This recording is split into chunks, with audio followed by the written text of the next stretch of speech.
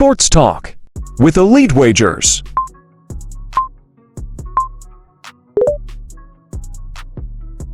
Welcome back to another episode of Sports Talk with Elite Wagers. I am Elite Wagers, and this is a breakdown of the Club World Cup Group D. As you can see here, two fairly well-known clubs around the world, Flamengo and Chelsea, with LAFC who won the playoff game against Club America a few days ago. And then we've got the Tunisian team here. We're going to call them EP Tunis. That's the short name.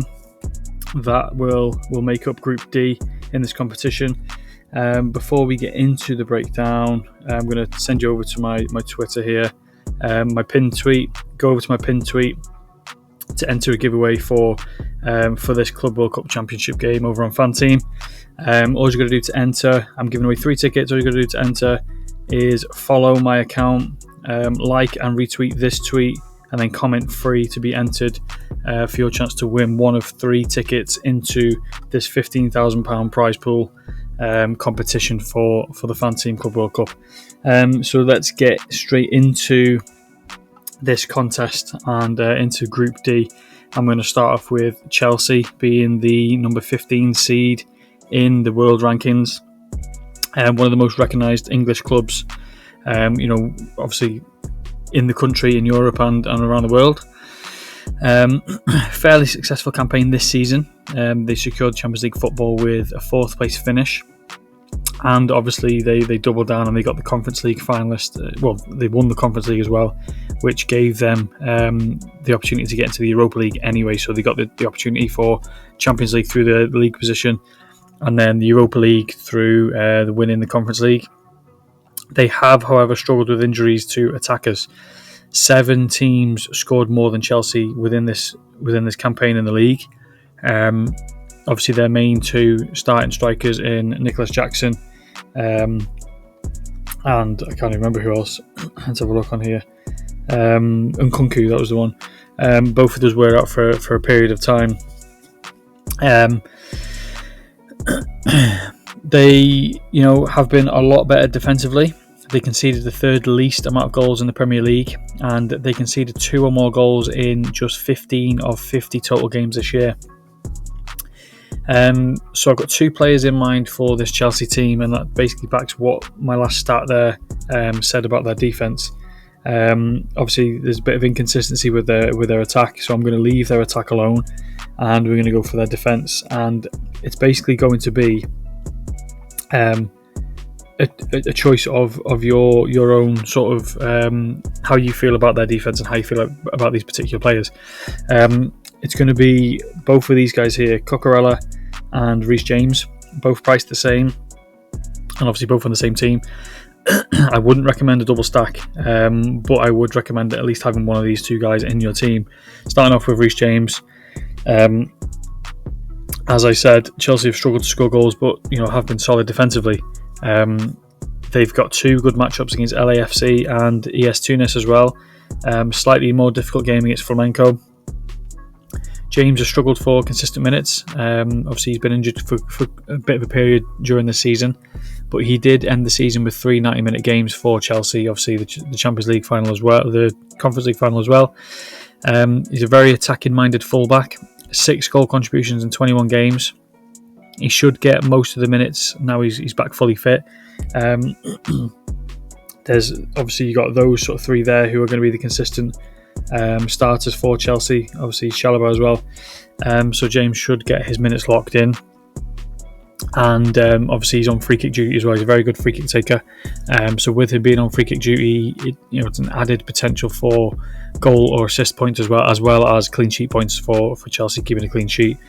And then we're going to move to Cucurella, who's similar to Reece James, solid attacking team and a very good defensive team. And obviously he is a very solid attacking kind of player as well. He does like to get up and down the field quite often. He's been used a lot more consistently. Minutes have always been in and around 90 minutes in sort of the league games.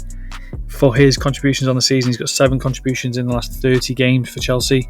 But in conclusion, for these 2 players, either Chelsea fullback are worth a look. The Chelsea attack is very inconsistent, Both fullbacks have been used and have had a lot of success playing in these wide areas for Chelsea. They will have plenty of opportunities in these three fixtures, and obviously 2 being slightly more favourable for Chelsea. So Cucurella and James are my picks for Chelsea within this game. And then we're going to move over to ES Tunis in their and their little breakdown for them. They are the Tunisian champions.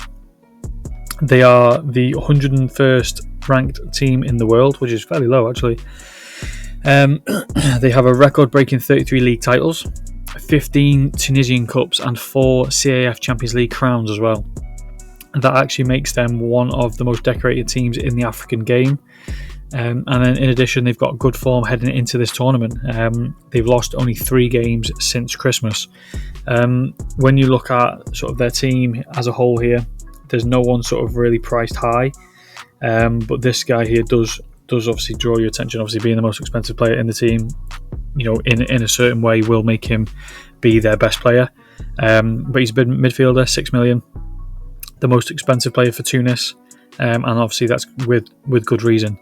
He gives them the best opportunity to score goals, and the best opportunity for goals is through him. 16 contributions in the last 23 games for Bilali.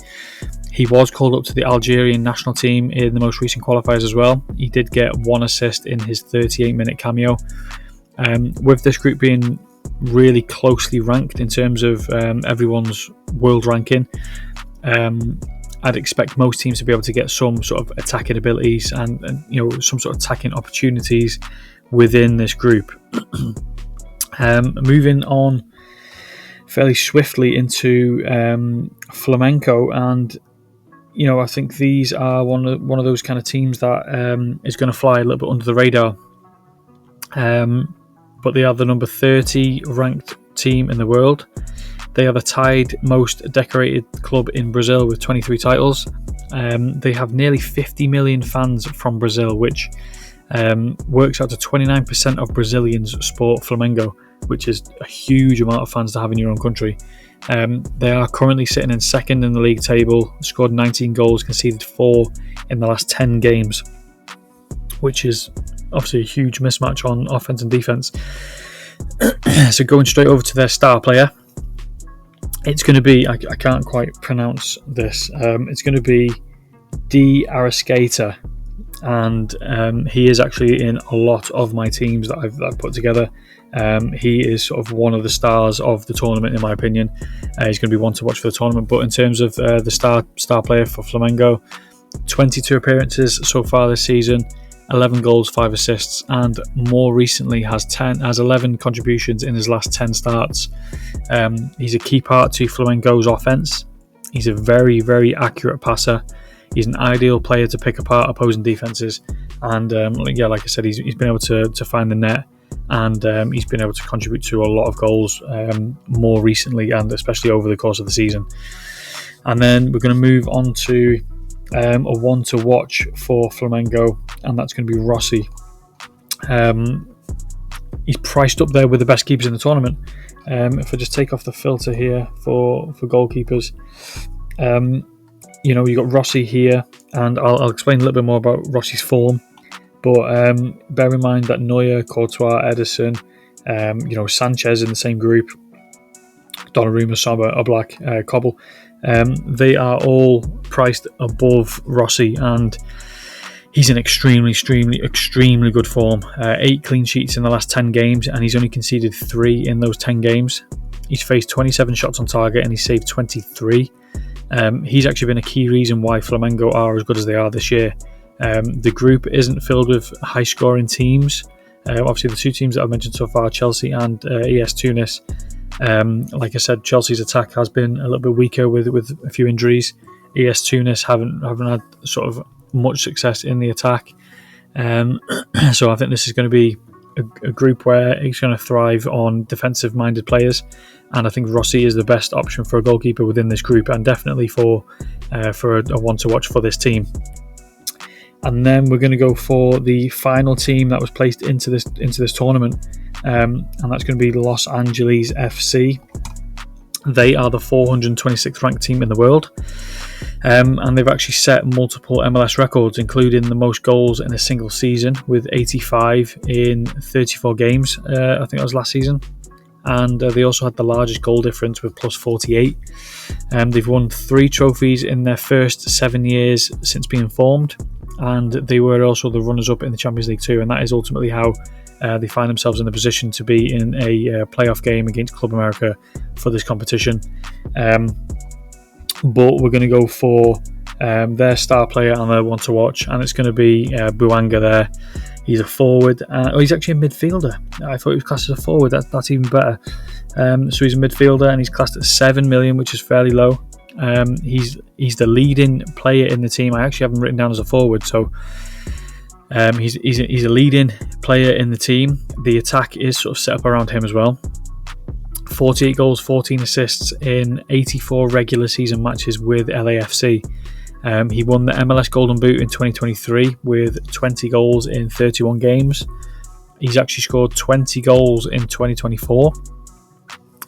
He's played 15 games for LAFC this season, 10 goal contributions in those 15 games, and he actually has 12 contributions in his last 9 games in all competitions. I don't sort of expect too much from LAFC within this whole tournament.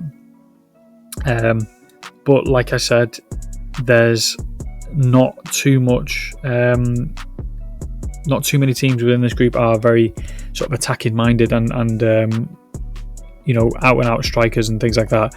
But in addition, in the playoff game to get into this tournament, Bouanga got an assist and a goal deep into stoppage time. So I think he's got a very good opportunity to be able to score goals or get in amongst the goals for LAFC, and obviously if he can do that, they might be able to cause a few problems. But in conclusion, for this group, those 3 there, that looks quite nice. That Balali, Deraskea and Bouanga, that's quite a nice midfield 3. But in conclusion for this group, it has the potential to be the closest ranking group.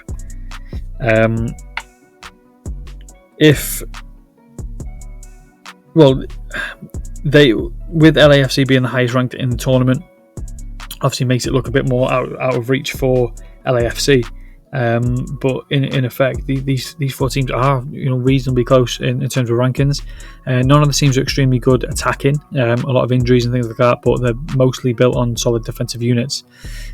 So opportunities are going to be quite difficult to come by. And you could find yourself picking a lot of defenders from this group. But as I've mentioned, D. Arrascaeta is one of the guys I'm going to be watching for the whole tournament. And in terms of how I think this group is going to finish, I think a lot of people will have Chelsea being the number 1 team. But for me, I'm going to go with Flamengo. I think Flamengo can top this group, so I think they finish first, Chelsea second, LAFC third, and then ES Tunis fourth. And then for my best bets for this group, it kind of solidifies what I've just said there. I think Flamengo to win the group is plus 275, which is 3.75 odds in decimal. And then I got Flamengo and Chelsea to qualify at minus 147.